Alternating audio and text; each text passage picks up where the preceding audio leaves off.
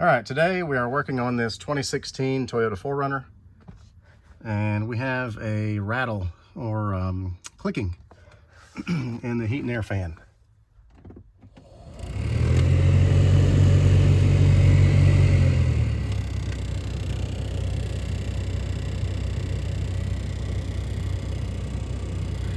I'm going to pull this cover off. That'll give us access to the blower motor, and we're going to see what's inside it. All right, so this panel, there's 3 clips. Just pull down and pull out. It's that easy. So you've got 2 spots back here. You'll see where those clip in, and there's a clip, 3 clips along the front.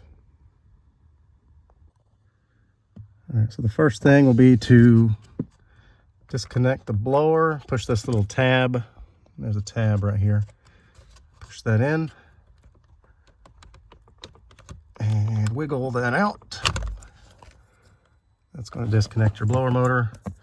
And I believe these screws are 8mm.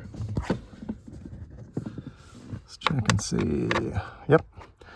All right, so I'm going to go ahead. I can't hold this and take these screws out, so I'm going to take 3. I believe there's 3 screws to hold the blower motor up in there, and we'll see what's in there. All right, as anticipated, there's a leaf. So I'm going to get that leaf out and reach up in there and see if there's anything else, and we're going to reinstall. This literally took like 2 minutes or less.